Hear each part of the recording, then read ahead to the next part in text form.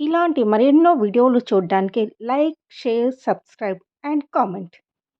కార్తీక మాసం ఆధ్యాత్మిక మాసం. శివకేశవులకు ఏ పూజలు చేయాలో తెలుసుకుందాం. హిందూ సంప్రదాయంలో ఆధ్యాత్మికతకు పెద్దపీట వేశారు. హిందూ క్యాలెండర్లో ప్రతి మాసానికి ఒక విశిష్టత ఉంటుంది. కొన్ని మాసాలకు మరింత ప్రత్యేకత ఉంటుంది. పండుగలు పేరుతో దైవారాధనకు కేటాయించే ప్రత్యేక సమయాలు ఒక ఎత్తైతే, ఈ ప్రత్యేక మాసాలకు ఆధ్యాత్మికంగా ఎంతో ప్రాధాన్యత ఇస్తారు. భక్తిపూర్వకంగా ఈ మాసాల్లో మేలుగుతుంటారు భక్తజనం. ఇటువంటి ఆధ్యాత్మిక ప్రత్యేకత ఉన్న వాటిలో అతి ముఖ్యమైనది కార్తీక మాసం.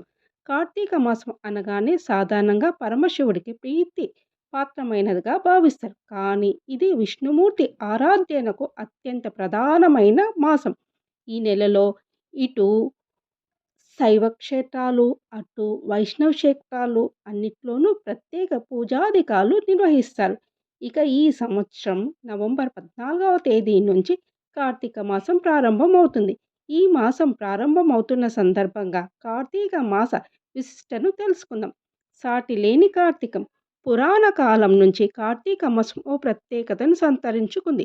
హరిహరాదులకు ప్రీతిపాత్రమైన ఈ మాసంలో భక్తకోటి యావత్తు కఠిన నిష్టలతో చేపట్టే నోములకు ఎంతో ప్రాధాన్యం ఉంది. ఈ మాసంలో పాడ్యమి, చవితి, పౌర్ణమి, చతుర్దశి, ఏకాదశి, ద్వాదశ తిథులలో శివపార్వతుల అనుగ్రహం కోసం మహిళలు పూజలు చేస్తుంటారు. కార్తీక మాసం హరిహరాదులకు ప్రీతికరం. అందులోనూ ఈశ్వరారాధనకు చాలా ముఖ్యమైనది. దేశం నలుమూలలా ఉన్న వివిధ ఆలయాలలో రుద్రాభిషేకాలు, రుద్ర పూజ, లక్ష బిల్వ దళాలతో పూజలు, అమ్మవారికి లక్ష కుంకుమార్చనలు విశేషంగా జరుపుతూ ఉంటారు. ఇలా విశేష అర్చనలు జరిపే భక్తులకు సదాశివుడు ప్రసన్నుడై కొంగు బంగారంలా సంతోషం కలిగిస్తాడు. కాబట్టి ఆ స్వామికి అశుతోషుడు అనే బిరుదు వచ్చినది. శ్రీ మహావిష్ణువుతో సమానమైన దేవుడు, గంగతో సమానమైన తీర్థం, కార్తీక మాసంతో సమానమైన మాసం లేదా అంటారు. శివకేశవులకు అత్యంత ప్రీతికరమైన కార్తీక మాసం ఆధ్యాత్మికంగా అత్యంత పవిత్రం, మహిమాన్వితమైనది. కార్తీక మాసం శుక్లపక్ష పాడ్యమి నుంచి పౌర్ణమి వరకు ఈ మాసంలో అనేక వ్రతాలు చేస్తుంటారు. ప్రతి ఏటా దీపాలు వెళ్ళిన మరుసటి రోజు నుంచి అంటే పాడ్యమి తేదీ నుంచి అతి పవిత్రమైన కార్తీక మాసం ప్రారంభమవుతుంది. ఈ మాసంలో భక్తులంతా నిత్యం బోలా శంకరుడిని నామాన్ని స్మరిస్తూ ఉంటారు. కార్తీక మాసంలో దైవార్చన ఇలా అన్ని మాసాలలో చేసే ఆధ్యాత్మిక కార్యక్రమాల కన్నా కార్తీక మాసంలో చేసే ఉపవాసం, స్నానం, దానం ఎన్నో రెట్లు ఫలితాన్ని ఇస్తాయని పురాణాలు చెప్తున్నాయి. విష్ణువును తులసి దళాలు, మల్లె, కమలం, జాజి, అవిసె పువ్వు, గరిక, దర్భలతోనూ, శివుణ్ణి బిల్వదళాలతోనూ, జిల్లేడు పూలతోనూ అర్చించిన వారికి ఇహపర సౌఖ్యాలతో పాటు ఉత్తమ గతులు కలుగుతాయి అంటారు. ఈ మాసంలో నిత్యం ప్రాతకాలంలో స్నానమాచరించి గుడికి వెళ్ళి దీపారాధన చేసి అత్యంత పుణ్యఫలం లభిస్తుందని పండితులు చెప్తున్నారు. అది సాధ్యం కాని వారు కనీసం సోమవారం, కార్తీక పౌర్ణమి, ఏకాదశి రోజులైనా ఇలా చేస్తే మంచిదని చెబుతారు. కార్తీక మాసంలో చేసే దీపారాధన వలన గత జన్మ పాపాలతో సహా ఈ జన్మ పాపాలు కూడా తొలగిపోతాయి. మహిళలు ఈ దీపారాధన చేయడం వలన సౌభాగ్యాలు సిద్ధిస్తాయి అంటారు. మనలోని అజ్ఞానమన చీకటిని తొలగించుకొని జ్ఞానమన జ్యోతిని వెలిగించుకోవాలన్నది ఈ దీపారాధన ఉద్దేశంగా భావిస్తారు. కార్తీక సోమవారం శివారాధన ఎలా చేయాలి? కార్తీక మాసంలో సోమవారం శివుడికి అత్యంత ప్రీతికరమైనదని ముందే చెప్పుకున్నాం. ఇప్పుడు ఆ సోమవారము శివుని ఎలా ఆరాధించాలో తెలుసుకుందాం.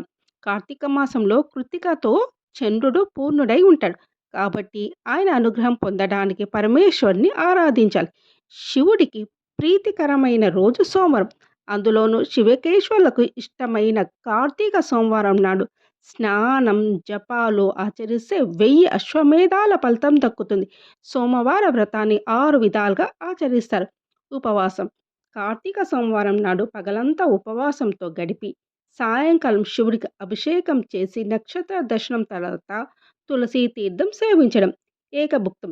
దానం, తపం, జపాలు చేసిన తర్వాత మధ్యాహ్నం పూట భోజనం చేసి రాత్రి శైవ తీర్థమో తులసి తీర్థమో మాత్రమే తీసుకోవాలి.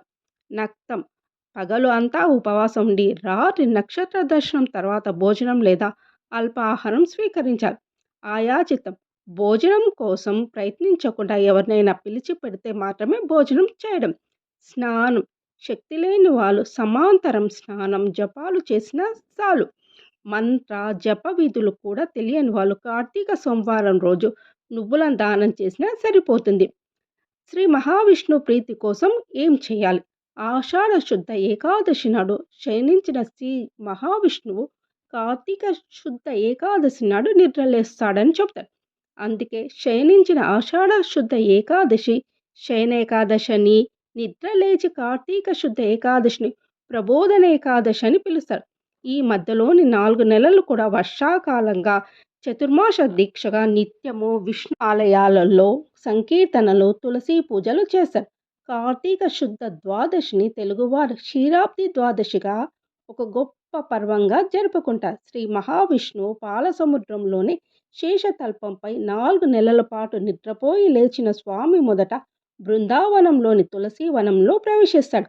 కాబట్టి ఈరోజు బృందావనంలో తులసికోట దగ్గర కూడా స్వామిని పూజిస్తారు. కార్తీక ద్వాదశికి గోవత్స ద్వాదశి, విభూతి ద్వాదశి, నీరాజన ద్వాదశి, యోగిని ద్వాదశి, మందన ద్వాదశి, యోగీశ్వర ద్వాదశి అని అనేకమైన నామాలు ఉన్నట్లు చెబుతారు. శ్రీకృష్ణుడిని దేవేంద్రుడు పాలతో అభిషేకించిన సందర్భంలో గోవిందుడిగా పిలువబడ్డాడు. ఇలా కార్తీక మాసం అంటేనే ఆధ్యాత్మిక విశిష్టలకు మారు పేరుగా నిలిచింది.